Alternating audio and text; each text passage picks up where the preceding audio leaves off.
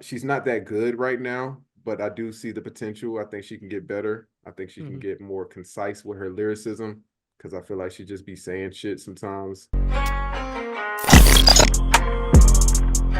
Realmatic Podcast. So we got Concrete Boys. Yeah. It's Us, Volume 1. Their first project together. What y'all thought about this one, man? You know what? I'm gonna just jump out the window. Fuck it. Jump out the window. I may literally jump out the fucking window, bro. I listened to this project.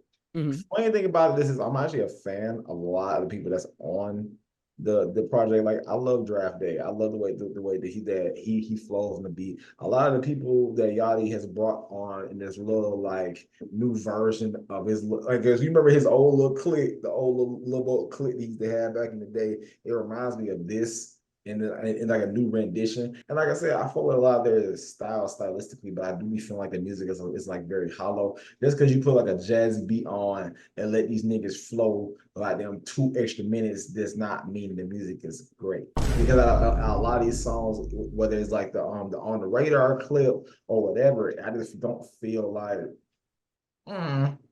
look, like I feel like y'all just put these niggas on a song just he can out rap. And it's like, damn. Like I said, I enjoy it. It's good listening to, but you know, I kind of left the project feeling real.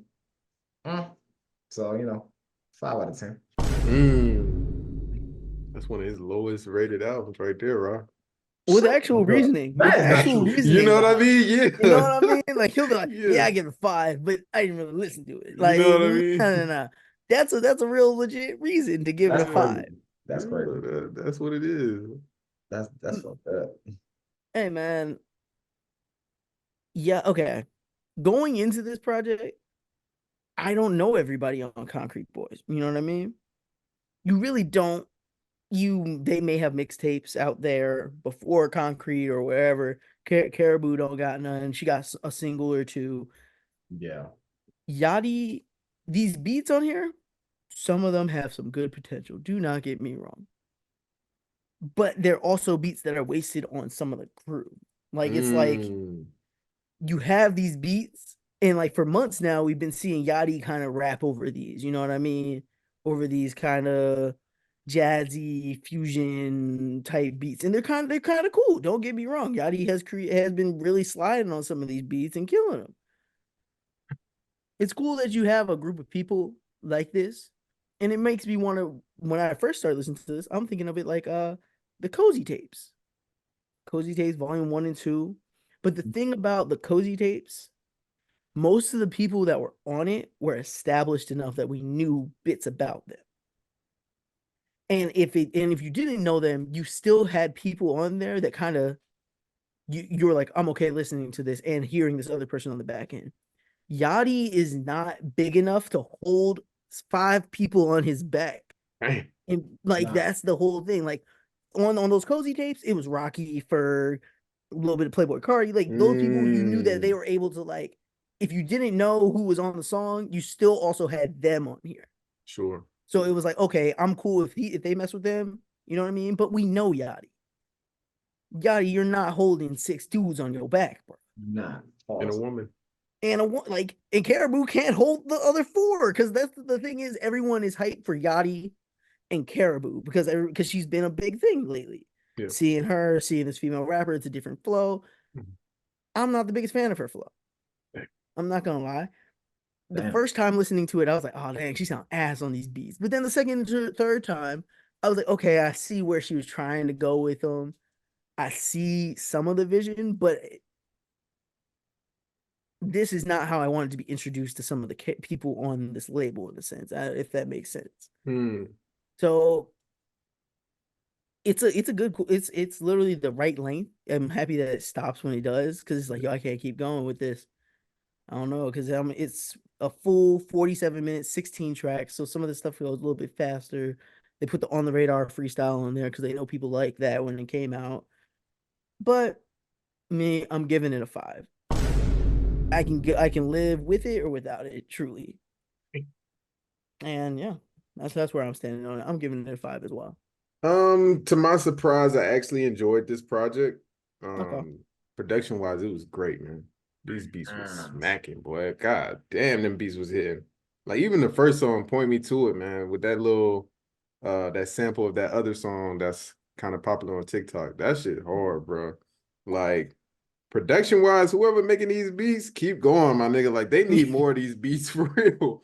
They need these beats. But as far as lyrically, I wasn't expecting a lot. I don't expect them to give me a lot of bars. I don't expect them to give me any stories or anything like that. So barring that in mind, I just knew that it wasn't gonna be a project with depth. I knew it was gonna be a very surface level project. So that's what I was expecting. And they came through for the most part. I like the song with DC Two Trill, Player Walking. LA Reid hard, Where Your Daddy with Caribou. I think Caribou, she's not that good right now, but I do see the potential. I think she can get better. I think she can get more concise with her lyricism because I feel like she just be saying shit sometimes. But I do hear the growth. I think that she can get there at some point. She is very lucky right now. She's lucky that the game is where it is today because it's not so much about what you're saying. It's just about how you're saying it. So she can kind of get away. She can slip through the cracks and not have to worry about giving us too many bars. But if we being honest, she does try. She tries in her bars. So I give her that. Lil Yachty did his thing. One of those guys, I don't remember which one it is. I don't know if it's DC or if it's the draft day, but I don't like how he be using his voice. He like with the rap. sometimes it works. Look, on the song Dialed In, it works. Yeah. Like on that. Yeah.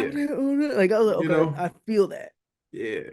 But I don't think that is draft day. I think that's the other dude, Camo. I think that's Camo with the exclamation point. Yeah. I feel like that's him and how he goes off. Okay. Because I've heard Draft Day on Little Boat 3, and that was on whatever song I'm forgetting it is right now. But I understood where he came. I was like, okay, he's cool, whatever. Okay. But I know exactly that voice you're talking about. It's just a little. I think he can work on his voice a little bit better. He'll get better. They'll all get better. You know what I mean? They're young. They just started, so I can't be too critical of it. I think that lyrically, they're not going to be amazing rappers lyrically. They're just not. But hopefully that they can really hone in on their craft and get better flows. I think that'll be the best thing that they can do moving forward because the beats are hidden to me. Them beats hidden. Like, the beats are nice. The beats are fucking nice. Like, at the very least, you get a lot of points for that. Just for picking the right beats. Yeah. You get a lot of points in my book. So, with all that being said, I give it a 7 out of 10. Nice. 7 out of 10. Respectable, man. Concrete Boys, Volume 1. Volume 1.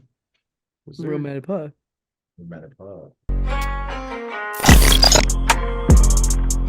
Realmatic Podcast.